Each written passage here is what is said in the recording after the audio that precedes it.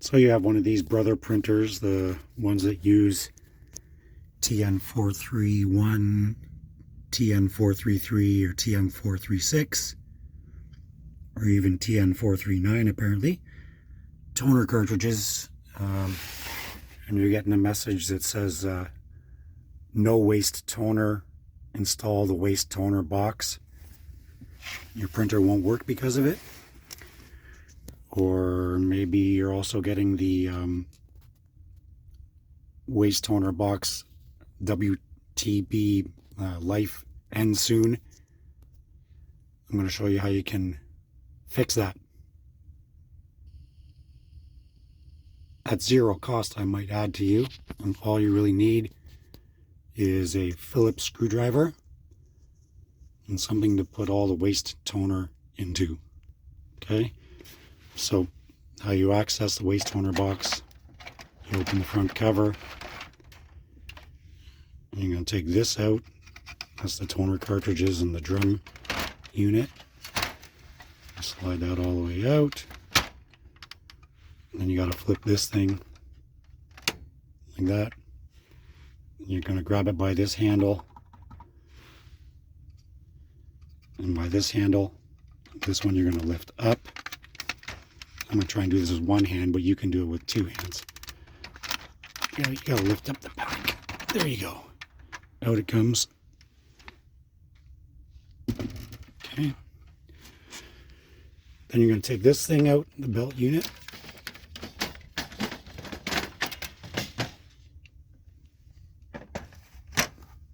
And there you go. There's the waste toner box. Yours is probably going to have a couple of orange thing here, an orange thing here, just a retainer. Just pluck it out. They don't even have to go back in afterwards. They just kind of hold it, apparently while shipping it or whatever. Okay, so once you got those orange things out, grab it, lift up, and take it out. WT 320CL is what it's called. Now, truth be told, you can replace this, buy a new one, probably run you probably $40 US, $50 in Canada here. Or you can spend an hour or so and clean the thing out. What is actually happening is right there. You can see a clear plastic thing with a black lever inside there. And as the printer is operating, that black thing goes up and down, up and down, up and down, because there's a arm or a shaft inside there that turns as well, and it causes that thing to go up and down. And that up and down motion is what tells the printer that the waste toner box is not full yet. But once it gets right full, it stops moving. It can no longer move. And that triggers that no waste toner message, and that prevents your printer from working at all. So, like I said, it'd take you about an hour. If you're a little bit good at taking things apart and putting them back together, you'll have no trouble with this. If you're not, you might just want to go and buy the new one. But I'll show you how to take it apart and how to fix it up. Once you have the waste toner box out, it's a good idea to put these things back in. The less they're exposed to light, the better. Okay, so put them on back in there, both the belt unit and the toners and the drums. So the first thing you're going to do is going to take out these screws. 1, 2, 3, 4, 5, 6. And once you've done that, you're going to be able to lift off this cover plate. Now, I've already done the job on this particular waste toner box, so it's all emptied out. But you are going to have a whole bunch of toner inside of here that you're going to have to take out. You could use something like this and, kind of scoop it out and pour it into a bag or whatever you want, or you could just dump it over. But if you just dump it over, you're going to probably make a huge cloud of dust toner powder all over the place. So you do it whichever way you're comfortable with. Then after that, this whole blue apparatus is going to have to come off. Okay. So these 4 screws will have to come off. So once you've removed those 4 screws, 1, 2, 3, and 4, you're going to be able to lift this blue apparatus off of the rest of the body of this thing. Okay, and you're going to find that, or at least I found, it seemed to want to hold right about here, thinking like there's maybe, a weld right here or something like that, but there wasn't. Just had to carefully, I actually used a small flat screwdriver like this and pried inside of there, and it does come apart. But you will find that those two, they're inside here, the black lever is actually 2 parts, and they're going to want to come apart and fall off. So just watch for them, see where they fall. You can put it back together again after. Okay, so I'll pause the video while I take that off of there, and I'll be right back.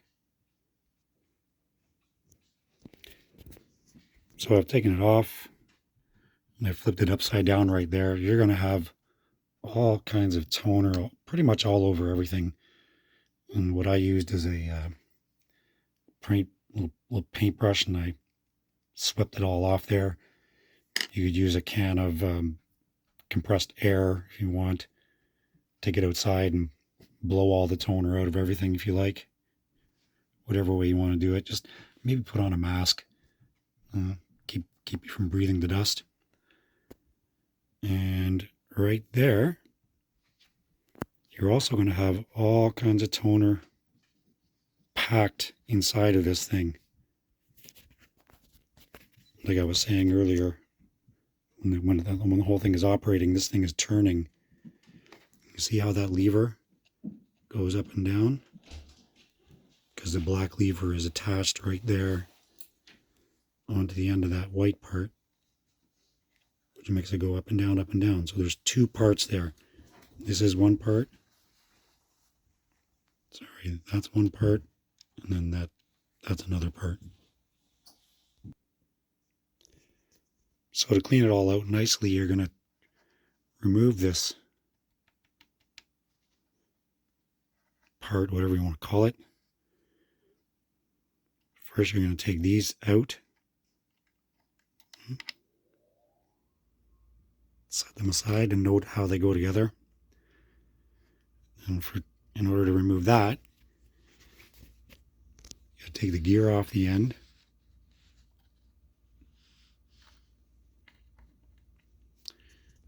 And then lift up and slide it out. Pretty easy stuff. Okay, so clean that all off of the toner that's all over it. And clean all the toner that's packed into there all out. And then maybe blow all that out with a can of compressed air or whatever you've got. Use a paintbrush, something like that. Clean as much of the toner out as you can. It'll be time to put it on back together again. Just going to do it all in reverse order.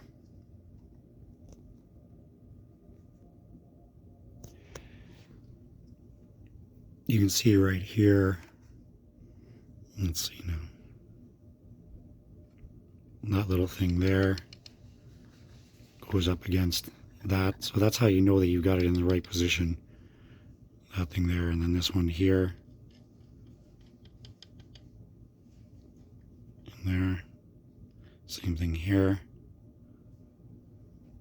And then right here, that's up against this.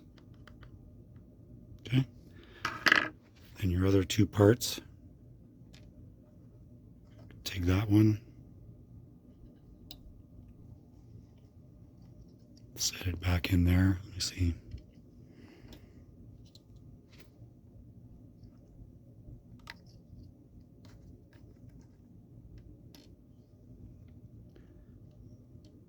like that.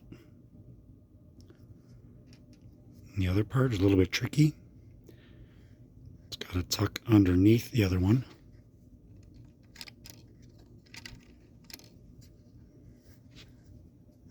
And that little fork-like bit has to go onto that pin right there on the end of that.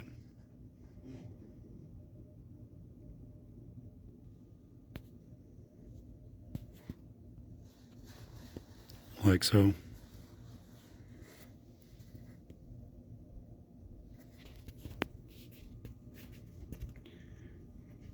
Put the gear back on the end.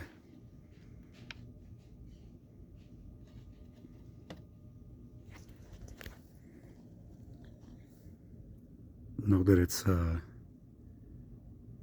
shaped like that, so it's going to go on to the end of that other one.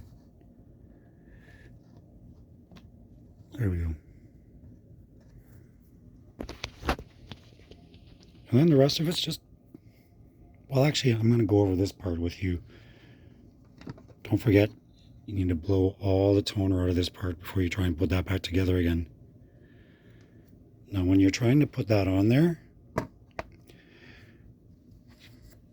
you're going to find that you have to lift this up in order for it to slide into the underside of that clear plastic housing as you're setting it on. That's the most difficult part about putting this back together again, but it's really not that big of a deal. Okay. Something else worth mentioning that I found happened to me was this this little like gasket kind of thing that runs all the way along there, right to there, all the way there. That wanted to stick onto the blue part. It was kind of hanging down from under the underside of it. So I took it off the blue part and put it into its place on here.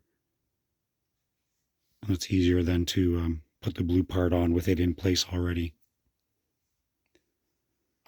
Okay, other than that, you're just putting the parts back on, putting the screws back in, put it back in the printer, and your no waste toner error will be gone.